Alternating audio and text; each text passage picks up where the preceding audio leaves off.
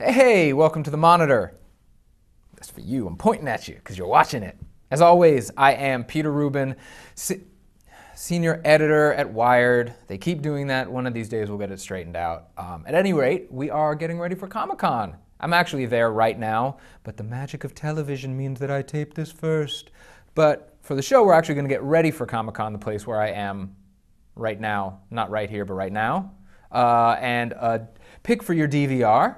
But first, we're going to talk about what I'm just going to call it. It's over. It's the album of the year, and that is Frank Ocean, Channel Orange, which actually comes out next week, but we're talking about it now because the Comic-Con stuff is happening, and let me get out ahead of this one. So Frank Ocean, singer, songwriter, R&B guy, put out this incredible free album / mixtape last year called Nostalgia Ultra, which if you have not heard it, please go get that. This is his major label debut. It's on Def Jam, and it's hard to believe this is this kid's first actual album. He's 24, but he's incredibly self-assured, and he makes R&B, he makes soul music is what he makes. And it dabbles in a lot of different sounds, but it is as fantastic as Nostalgia Ultra was, though there's a little more money behind it, but it's still kind of a journey of one guy through the world of love and heartbreak, and his lyricism is, it's difficult to put in the words speaking on the fly how talented this kid is, but it's out next week, and you really need to buy this album. It's definitely in the top 3 of what I've heard so far this year, and I can't see anything coming out later this year that I'm nearly as excited about as I am for this and as I am for everyone to hear this. So that's Channel Orange by Frank Ocean. Grab it! But now we're going to talk about some comic books, because that's also what we do on the monitor. Hello. Does this look like I have mental powers beyond most mortals? It should, though I don't, because the comic book this week is Harbinger on Valiant, yes. Valiant, of all places. Smaller comic press. It is written by Joshua Dysart with art by Kari Evans, and it is the tale of a youngish man, a teenaged man, also named Peter, though I swear that's not the only reason that I liked it.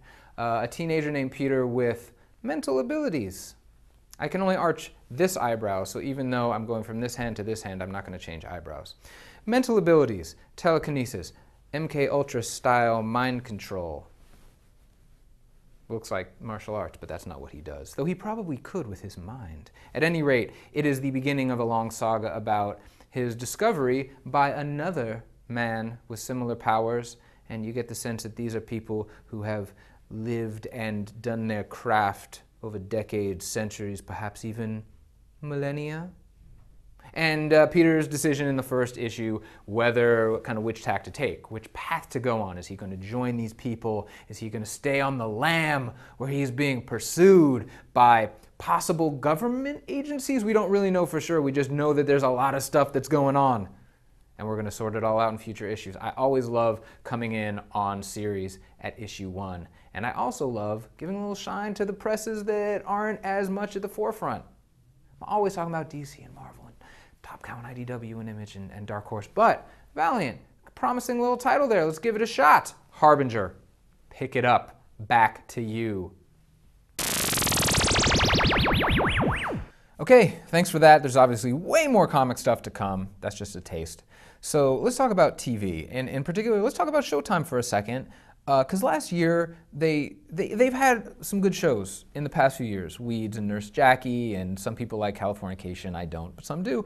Last year, 2 shows came that, in my opinion, were just great. One was Homeland, which is incredible, and season 2 is going to be coming in late September. But the other one that a lot of people didn't hear about was a show called Episodes, which was about 2 British sitcom writers who come to the States to make a pilot of the US version of their award-winning British show, and the trials and travails of having your creative soul sucked out of you and spat on the ground, basically. So it is back, and also notably, it co-stars Matt LeBlanc, aka Joey from Friends, aka Joey from Joey, short-lived Friends spinoff on NBC. Let's not talk about that though. But the show, which picks up in season 2 with the pilot being picked up, I don't want to spoil things if you haven't seen season 1, but the sitcom writers, the British couple, Stephen Mangan and Tamsin Gregg, are both, well, they're very British. And so what's nice about it is, for those of you who like BBC comedies, it actually brings a nice note of that, though it's the fish out of water thing, and it puts them in the soulless void that is LA's entertainment industry. So if you are like me and you enjoy satirizing the process of basically having your creativity absolutely eviscerated and having your dreams torn out of your chest, and also your hope and your faith in all things creative, then you will enjoy this as much as I do. But that's that. And that's it for the Monitor. But actually, it's Thursday now. We're going to be coming to you from San Diego, from the floor of Comic-Con itself, as soon as we can. We have some great stuff planned over the next few days, some things we're going to cover, some things we're going to talk to you about, some people we are going to talk with for your benefit. But until then, email us at themonitor@wired.com and let us know what's going to be a Comic-Con that you want us to be talking about for your enjoyment. But until then, inspirational catchphrase here.